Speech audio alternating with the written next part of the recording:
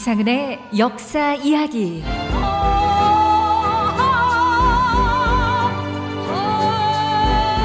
네, 매주 목요일 우리의 역사 이야기를 들어보는 시간입니다. 오늘도 월간조선의 이상은 기자와 함께합니다. 안녕하십니까? 네, 안녕하십니까? 자, 오늘은 어떤 역사 이야기입니까? 네, 오늘은 우리 누구나 가지고 있는 성씨에 대해서 한번 이야기를 해볼까 합니다.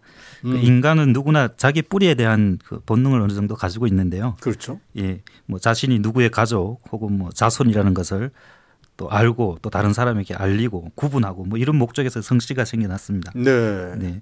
그래서 성은 이제 개개인의 뭐 혈족 집단이나 가족 전체를 상징하는 대표하는 것으로 민족성보다는 어떤 가족성, 종족성 이런 쪽에 더 의미를 둔다고 할 수 있는데요. 그렇다 보니까 이게 어떤 귀화인이나 우리가 외국에 나가서도 성을 바꾸지 않고 그대로 사용하는 경향이 강합니다. 네. 외국에 나가서 미국에 귀화해서 또 유명한 또 골프 선수나 이런 사람 봐도 꼭 한글 성을 뒤에다가 네, 우리 성을 붙이죠. 네, 네. 성씨만큼은 제가 바꾸는 경우를 잘 못 봤습니다. 미셸 우이라든가 뭐 이런 식으로. 네. 자, 이제 얼마 안 있으면 추석인데 이 추석이라는 것이 가서 성묘를 하고 어떻게 보면 자기의 성을 찾아서 또는 자기의 족보를 찾아 본을 찾아가는 어떤 시간 뿌리찾기 여정이라고도 볼 수 있겠는데, 저도 그렇게 생각하고 있습니다. 지금 성에 대한 애착이 한국인이 유난히 강한데 흔히 자기가 가장 아주 중요한 것을 걸 때, 목숨을 걸 때 차라리 내 성을 가겠다. 자, 이런 소리가 아주 관념화된 거 보면은 상당히 이 성에 대한 애착이 강한 민족이 아닌가 싶어요. 네, 정말 성을 갈겠다. 이거는 정말 죽을 각오가 아니면 그런 표현을 잘 입에 올리지도 않는데요. 그만큼 우리 민족은 혈족 의식이 상당히 강한 편이라고 생각합니다. 서양이나 보면은 귀족 아주 극소수만 족보를 가지고 있습니다. 그들도 기껏해야 한 5, 6대 아주 유명한 인물을 선대로 두었을 경우에 그 족보가 파악이 가능한데요.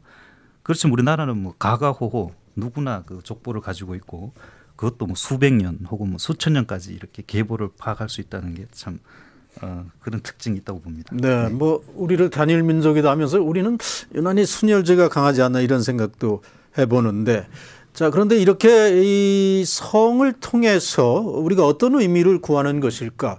그것은 한 뿌리다, 한 줄기다, 뭐 같은 피다 이런 소속감을 좀 느껴보자는 거, 이거 좀 강한 거 아닙니까? 동질감 같은 거. 네, 저도 그렇게 생각하고 있고 그 많은 그러니까 족보학 연구가들도 그렇게 분류를 하고 있습니다. 성을 쓰게 된 이유가 이제 혈연이 점점 집단이 커지면서 이 혈연은 내 집단, 또 저쪽은 또 다른 혈연, 이렇게 해서 이제 친척 혈연을 확인하는 과정에서 성이 발생했고, 이 후대로 갈수록 점점 혈족이 늘어나니까 또 서로 섞이게 되지 않습니까? 다른 씨족하고. 네. 그걸 구분하려는 가장 이제 간단하고 좋은 방법이 바로 성을 사용하는 것이죠. 네. 자, 가장 궁금한 게 우리나라가 언제부터 이 성을 썼을까? 뭐 고조선 시대에도 있었던 것인가? 어떻습니까? 아쉽게도 기록으로 확인되는 걸 가지고 얘기할 수밖에 없는데요. 삼국 시대의 어떤 문헌 기록에 의하면은 삼국 시대에 고구려를 건국한 주몽이 고시라는 성을 썼고, 또 신하들에게도 성을 하사했다는 기록이 있고, 백제 시조 온조가 또 부여에 와서 부여성이라는 성을 가졌다고 했고, 그다음에 신라 박석김 세성씨가 가장 먼저 등장했고, 이런 걸로 볼 때 삼국 시대에 이제 한자 문화가 정착되면서 또 중국의 성씨도 같이 한자 문화의 영향이 크군요. 그렇게 중국은 아주 오래전부터 성씨를 사용한 기록이 있습니다. 네. 그러면 이 성을 맨 처음 가졌던 그 집단은 어떤 사람들일까? 왕족일까? 귀족일까? 뭐 신하들에게 성을 하사했다 이런 기록들이 있는 걸 보면 누구나 다 성을 가진 건 아니었던 거죠? 그런 것 같습니다. 성을 통해서 신분을 자기들이 어떤 일반 평민들보다는 더 고귀하고 뭐 이런 신분이나 그런 어떤 시족의 우월성을 나타내는 그런 걸로 아마 사용한 것 같습니다. 그래서 왕이나 일부 재상들이 상당 기간 이거를 독점적으로 사용하다가 고려에 등장해서야 이제 성씨가 상당히 보편화되고 예, 그리고 나서 이제 평민들한테로 점점 보급이 된 것 같습니다. 고려 시대부터 일반 평민들이 다 성을 거의 사용했다. 다는 아니지만 이제 예, 대부분. 네, 네. 왜냐하면 조선 후기까지도 성이 없는 천민들이 꽤 있었습니다. 네. 네. 그러면 일반 사람들이 성을 사용한 지 한 1000년이 다 됐다고 봐야 되네요. 뭐 어느 정도는 그렇게 네. 봐도 무방할 것 같습니다. 자, 그런 세월이면 정말 성씨가 이렇게 다양하게 퍼졌고, 그런데 이 성씨를 보면 뭐 기미박처럼 흔한 성도 있는데 네. 아주 희귀한 성도 있죠. 네, 맞습니다. 뭐 판씨, 옹씨는 제가 들어본 적이 있습니다. 과거에 방송국에 효과를 담당하는 유명한 분이 옹상수였거든요. 네, 저도 뭐 최근에 안 시씨도 있고 네. 뭐 아주 여러 개 있는데 통계청 그 조사에 따르면 우리나라 그 상 10대 성씨가 있습니다. 뭐 김, 이, 박, 최, 정, 네. 요게 5대 성씨고 그다음에 강, 조, 윤, 장, 뭐 임씨 혹은 한씨 이렇게 해서 한 10대 성씨가 우리나라 전체 인구 64%에 달한다고 그럽니다. 네. 예, 그다음에 아주 희귀성 100명 미만의 희귀성 뭐 경씨, 빙씨, 삼씨 물론 이 한자는 다릅니다. 예, 이런 성이 있기는 있지만 또 한자로 다르기 때문에 네. 이런 성도 조사할 때마다 이게 나타나고 있습니다. 네, 빙씨도 있네요. 네네, 뭐 삼씨. 뭐. 지금 현재 우리나라에 약 280여 개의 성씨 그리고 4,179개 본관이 있다고 하는데, 자, 이 숫자가 조선 시대부터 지금까지 거의 변동이 없다면서요? 네, 맞습니다. 세종실록 지리지 조선 초기에 조사된 건데요. 그때 한 250개 성하고 4,500개 본관이 정리된 걸로 보고 그 또 중기 때 영조 때도 성씨가 298, 한 300개 정도 되죠. 네. 그다음에 조선 총독부가 조사한 것도 한 250개. 뭐 최근에 조사한 것도 거의 그 수준입니다. 그러니까 약 280개 내외의 성과 한 3,700개에서 400개의 본관이 그냥 수백 년 동안 거의 유지가 됐다고 보는 편이 맞는 것 같습니다. 지금 본관 얘기를 했는데 이 본관이라는 게 뭡니까? 본관이 그러니까 저 사람의 고향이 있듯이 성씨의 고향이라고 성의 고향. 예, 그렇게 생각하는 게 가장 이해가 쉬울 것 같습니다. 그래서 그래서 이게 우리나라 성씨의 좀 특징입니까? 본관이라는 그렇죠. 게. 관양이라고 이제 뭐 어른들이 네 관양이 어디고 뭐 이런 식으로 이제 묻기도 하는데요. 네. 그 물론 뭐 중국이나 이런 데도 뭐 있다고는 하는데 이게 거의 무의미하고 또 보기 힘들거나 이제 근데 우리나라만큼은 이건 성씨에서 모든 성씨가 본관을 가지고 있을 정도로 그렇죠. 아주 제가 창원유 씨 뭐 이런 네, 저도 것처럼. 경주 월성 네. 이렇게 구분이 되고 있습니다. 네. 성에다가 아주, 그 성의 네. 고향까지 함께 이렇게 네, 항상 표현하는. 따라다니는 아주 우리 성씨제도의 독특한 점이라고 독특한 할 수 있습니다. 제도네요. 네. 네.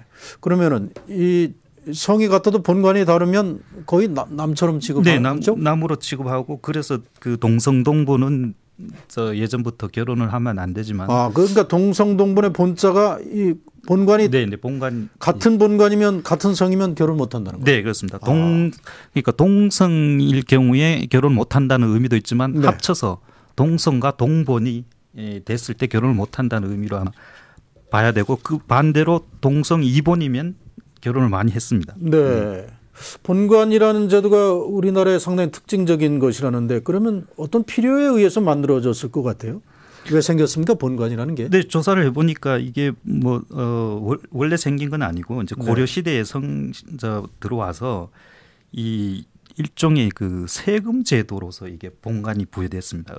어느 지역에 그러니까 심지어 성씨가 없더라도 본관은 부여가 되는 네, 그 국가 정책의 필요성에 의해서 이제 시행됐는데 그러니까 본관이 그 사람의 거주지라는 그런 그 의미였기 때문에 예, 천민들도 이걸 본관을 가지고 있었다고 그럽니다. 예, 그러면서 고려 후기에 오면서 이게 성씨하고 연관이 되면서 이제 오늘날 우리가 알고 있는 본관 제도로 자리를 잡았다고 합니다. 그러니까 거주지의 개념이 이 가문하고도 이렇게 연계가 되는 모양이죠. 이 본관을 통해서 가문을 구분하기도 했다면서요. 네, 이게 같은 성씨의 이제 그 고려 수도 개경에서 그 많은 명문 귀족 가문들이 있었을 거 아닙니까? 그 같은 김씨인데도 보니까 이제 저쪽하고 이쪽하고 구분을 할 필요가 있으니까 이제 자연스럽게 본관도 저쪽은 뭐 어디 경주 김씨, 우리는 무슨 김씨 이런 식으로 구분을 하는 과정에서 아예 고려 후기에 오면은 그 한 15개 그런 문벌 가문이 예, 왕실과 혼인할 수 있다 이렇게 그냥 그 지정하기도 합니다. 네, 그 과정에서 아마 더 그게 심해졌을 거라고 네, 생각하고 있습니다. 그럼 본관을 통해서 가문을 구분한다. 이러면은 좀 좋은 본관 이런 쪽으로 뭐 갈아타게 하거나 뭐 이른바 족보 같은 걸 위조하는 경우도 생길 수 있겠네요. 네, 원래 그 우리나라에서 그걸 환부역자로 가지 않습니까? 환부역조. 그 네. 조상을 바꿔치기 한다. 환부역조. 예. 네. 그다음에 그 일제 시대 때 했던 창씨개명. 거의 뭐 극도의 우리 국민으로서는 받아들이기 어려운 그렇네요. 예, 그런 수치심을 가진 그런 제도였는데 네. 그런데 실제 조선 후기에 오면서 워낙 이게 그 문벌 사회가 되다 보니까 네. 예, 이 조상 양반이 아니면 뭐 거진 취급을 못 받고 또 양반이 되면 세금도 면제가 되고 뭐 이런 여러 가지 또 있었기 때문에 조선 후기로 오면서 이런 본관을 갈아타는 경우가 아주 많았다고 합니다. 네. 그래서 이걸 주로 돈을 주고 사는 경우가 있습니다. 그 남의 그 대가 끊긴 그런데 슬쩍 들어가서 그쪽 가문으로 이제 본관을 이적하는 거죠. 네. 네. 그래서 이게 보니까 조선 초기 한 4,500개 본관이 1985년도 3,400개로 조사가 됐는데 네. 한 1,000개 정도 별 볼 일 없는 본관이 이런 식으로 아마 뭐 갈아타게 한 과정에서 없어졌다고 그렇게 족보 연구가들은 파악하고 있습니다. 네. 뭐 추석이나 설에 가면 집안의 큰 어른이 족보를 내보이면서 우리의 시조는 무슨 시대 뭐 큰 벼슬을 지낸 누구였다 뭐 이렇게 얘기하잖아요. 네. 네. 그러면은 이 성씨의 시조들은 하나같이 역사상으로 다 훌륭한 분입니까? 우리나라에서는 그렇게 돼 있습니다. 그렇게 될 수밖에 없었습니다. 훌륭한 사람이기 때문에 시조로 삼은 겁니까? 시조로 삼았고 훌륭한 사람이기 때문에 그 성을 드러냈고 그 성이 존재하게 됐기 때문에 예, 그 우리나라에서는 중국은 좀 다르다고 그럽니다. 네. 중국은 뭐 무슨 농부도 시조가 될 수 있는데 우리의 경우에는 그 시족제도 자체가 이제 유명 인물의 후손임을 그 자처하는 이들에 의해서 이게 계속 발전돼 왔기 때문에 아마 네. 이런 일이 벌어졌고 후대에 이제 그 우리가 이 정도 가문으로 성장했는데 조상을 찾다 보니까 어떤 분을 이제 또 추대를 하게 된 거죠. 문헌상에 나타난 분을. 네. 예, 그렇게 해서 이제 추대를 하게 되고 뭐 거의 대부분의 성씨가 이렇다고 봐야 됩니다. 그래서 원시조하고 중시조라는 게 있는 성씨가 많습니다. 네. 왜냐하면 중시조까지는 어느 정도 파악이 되는데 원시조는 뭐 신라시대, 뭐 삼국시대에는 이게 연결이 안 되니까 일단 원시조를 놓고 그 잃어버린 고리를 억지로 채우거나 혹은 그냥 두고 계보가 파악되는 중시조를 중간에 세운 성씨들이 아주 많습니다. 네. 네. 근데 같은 시조, 같은 성으로 태어났는데 이게 나중에 갈리는 경우가 있잖아요. 다른 성씨로. 시대의 어떤 특별한 상황에 따라서 뭐 왕씨와 예를 들면 전씨, 옥씨 이가 그런 경우라는데 지금 전씨나 옥씨에도 지금 인공왕자가 들어있지 않습니까? 네, 그래서 뭐 이분들끼리는 결혼도 안 한다 뭐 이런 얘기를 나오는데 이 속설은 워낙 많이 이제 알려져서 왜냐하면 그 전씨 위에 그 사람인 자를 이렇게 약간 변형하면 왕씨가 되고 그러니까 왕씨의 한획을 올려서 전씨를 만들고 전씨가 되거나 혹은 또 가획을 해서 뭐 밭전자를 만들거나 점을 찍어서 구슬옥자를 만든다. 왕자의 점 하나를 찍어서 구슬옥을 만들거나. 그래서 워낙 많이 알려졌기 때문에 또 이걸 한번 조사를 해보니까 실제 실록에도 그런 기록이 있답니다. 있습니다. 태조실록에 보면은 그 왕씨성을 가진 사람은 비록 고려 왕조 후손이 아니더라도 성을 바꾸거나 어머니 성을 따라라. 네, 이렇게 명을 내린 기록이 있고요. 후대에 이제 조선 중기 오면서 다시 왕씨성을 된다. 이러니까 이제 많은 분들이 또 다시 왕씨로 환원했다고 그렇게 족보 연구가들은 파악하고 있습니다. 네, 앞서서 아주 훌륭한 분들이 지금 성씨의 시조로 이렇게 시작이 됐다 하는데 그러면 뭐 천민들을 대표하는 성씨가 있을 수 있습니까? 흔히 우리가 뭐 천방지축 마골피 이렇게 해서 뭐 쌍놈의 대표 성씨라고 이제 그렇게 우리가 얘기를 하고 우스갯소리로 하지 않습니까? 네, 그래서 이제 우리 박홍갑이라는 국사 편찬이 편사 연구사라는 분이 한번 이거를 조사를 해봤습니다. 그러니까 실제로 그러니까 천방지축 마골피에서 없는 성씨가 몇 개 있고요. 도저히 근거가 없는 성씨. 그리고 많은 족보 연구가들이 이거를 쌍놈 성씨과 조사를 해보니까 전혀 고증이 안 됩니다. 네, 그러니까 결론적으로 이거는 이제 허구다. 네, 허구고 예를 들어 김해 김씨가 지금 한 400만 명이 정도 되는데 이게 다 양반일 수가 없지 않습니까? 네. 네. 마찬가지로 천방지축 이런 성씨 중에 고관대작이 무수하게 나왔습니다. 네. 그리고 한자도 또 다르고 그래서 아마 이게 그냥 그 천방지축이라는 그 기존 단어에다가 어떤 마골피라는 그런 은가를 더해서 하나의 그냥 그런 속설이 탄생한 거 아닌가 이렇게 하고 이거는 전혀 근거 없는 네, 그렇게 봐도 되겠습니다. 속설이긴 하지만 이 천방지축 그럼 천시 방시 이거 얘기하는 건 아니죠? 그러니까 지금은 그렇게 하는데 예를 들어 천시만 해도 하늘천이 있고 일천천이 있고 방만 해도 무슨 방인지 알 수가 없습니다. 혹시 이 방송을 들으시는 청취자분께서 자기의 성씨를 모욕했다 하는 말을 혹시 하실까 봐 이거는 전혀 예. 근거가 없고 또 예를 들어 축씨나 이런 성씨는 찾을 수도 없고요. 네. 골씨도 겨우 하나 찾긴 찾았는데 그 오래전에 사라졌습니다. 네. 네. 그리고 무엇보다 이분들의 그 시조나 개국 공신들도 많고 전혀 그거는 근거 없는 그런 속설로 생각해도 되겠습니다. 네. 그러면 또 성씨 중에 본관과 성씨가 같은데 시조가 다른 성씨도 있다고요? 네, 그 대표적인 게 이제 안동김 씨인데 안동김 씨 자신들도 잘 헷갈리는 경우가 많습니다. 구안동김 씨, 신안동김 씨 이렇게 이제 있는데 문중에서 이게 시조가 다릅니다. 네. 그래서 문중에서 좀 혼란을 막기 위해서 이제 구안동, 신안동 이렇게 구분을 하고 있습니다. 네, 안동김 씨가 아주 대표적인. 최근에 우리나라로 기여한 외국인들이 많고 또 네. 그분들이 방송에서도 아주 인기를 끌고 있는 사람들 많은데 대표적으로 로버트 할리라든지 네, 네. 전 한국관광공사 사장지는 이참 씨라든지 네. 이분들도 한국 성씨를 가지고 있죠, 기와해서. 네, 그래서 이거는 등록하면 되니까 하는데 지금. 네.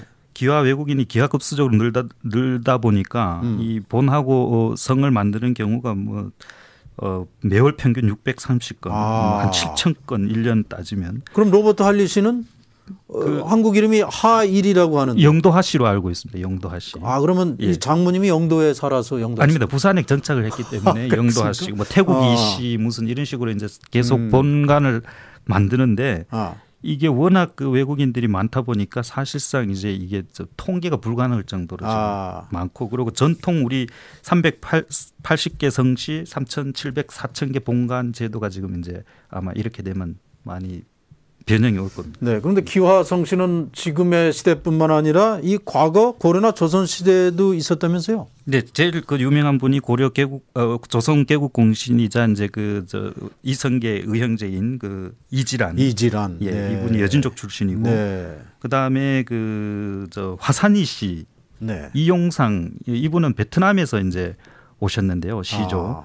지금도 여기 정치인들이 베트남에 가면은 왕족급 대우를 받습니다. 그렇습니까? 예. 그다음에 임진왜란 때 일본인인데 우리 기화하신 김충선이라는 분이 계시고요. 네. 예. 이런 분들은 이제 대표적인 기화 성씨라고 볼 수 있습니다. 네. 자, 이렇게 우리 성씨의 뿌리를 알고 조상을 알 수 있는 가장 큰 근거, 그 자료가 바로 족보 아니겠습니까? 네네. 네. 자, 이 족보, 정말 족보와 성씨는 뗄 수 없는 관계라고 봐야 되겠죠.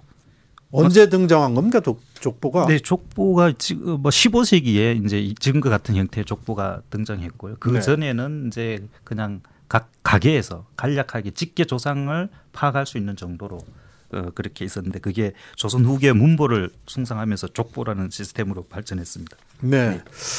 자, 과연 우리가 족보를 얼마나 믿을 수 있을까? 이런 얘기도 합니다만은 이 족보 지금 세계문화유산이자 인류학의 보고로 지금 가치가 인정받고 있습니다. 우리가 충분히 이 자긍심을 가지고 앞으로 더욱더 계승 발전시키는 노력도 해봐야 되지 않을까 이런 생각을 해봤습니다. 오늘 얘기 잘 들었습니다. 네, 감사합니다. 지금까지 월간조선의 이상은 기자였습니다.